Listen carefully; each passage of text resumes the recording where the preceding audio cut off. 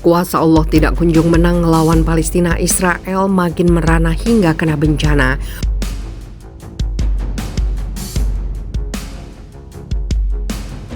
Because they're racist, they are extremists, they are a lot like Taliban, even worse, because they're racist. And as long as they are in power, nothing good can come out of it.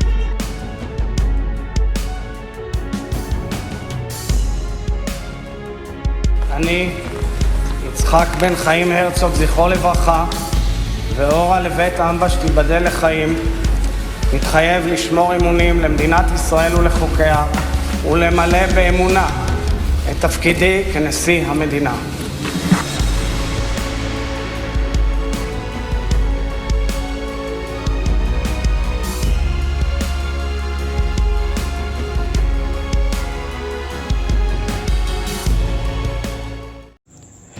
Hai para penonton Sentral News, sebelum lanjut jangan lupa subscribe dan lanjut tekan tombol Super Thanks.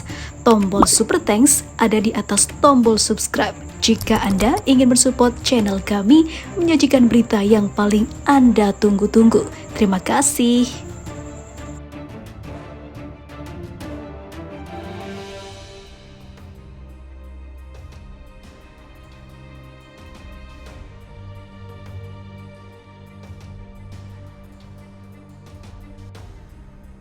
Kondisi Israel menurut berita atau media miliknya menjadi superpower dan terdepan dan terkesan tidak terkalahkan, namun faktanya pasukan Zionis yang ternyata disokong banyak negara itu ternyata hingga kini masih kewalahan diserang roket-roket buatan kelompok seperti Jihad Islam Palestina hingga sarang singa yang tidak seberapa jika dibandingkan negara backingan Zionis seperti Amerika hingga Inggris. Sementara itu kini Israel telah banyak ditinggalkan tentaranya yang telah memilih menyerah, akhirnya tunduk untuk tidak lagi menjadi kacung rezimnya.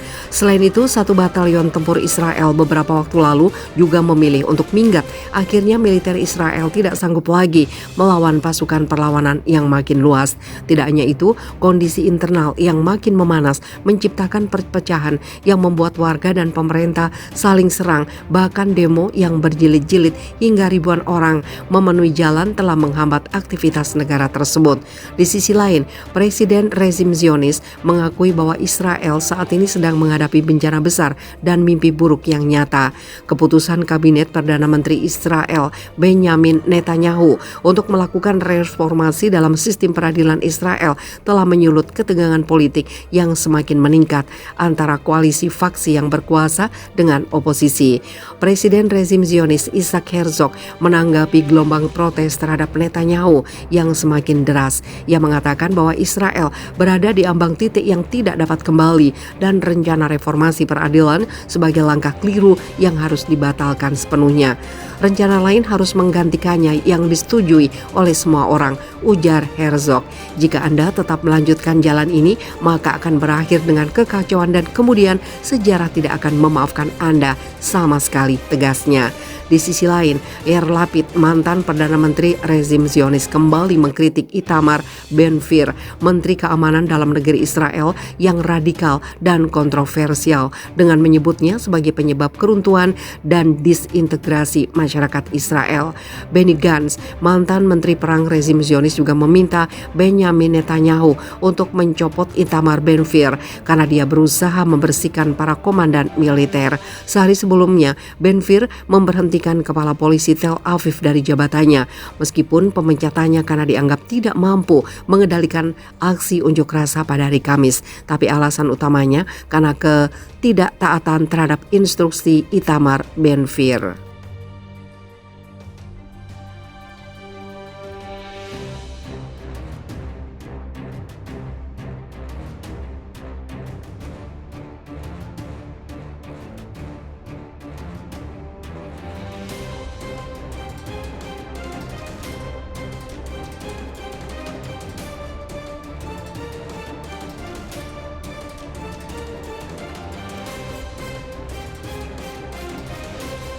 Netanyahu digoyang dari tampuk kekuasaannya, ratusan tentara elit Israel tolak bertugas malah turun ke jalan ganyang pemimpinnya.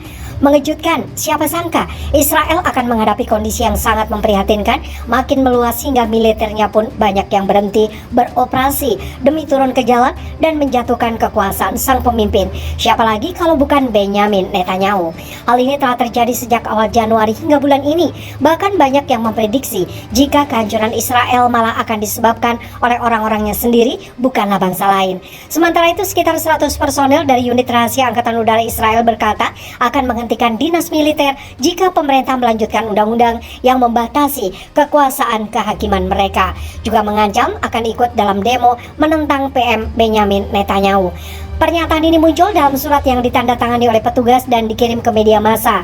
Surat kabar Israel Haaretz melaporkan bahwa daftar perwira termasuk 2 mantan Komandan Angkatan Udara Israel, mantan PM Israel Ehud Olmert, desak para pemimpin dunia boikot Netanyahu. Hati nurani kami mungkin menentukan bahwa kami tidak dapat lagi menjadi bagian dari dinas cadangan, tulis para perwira itu.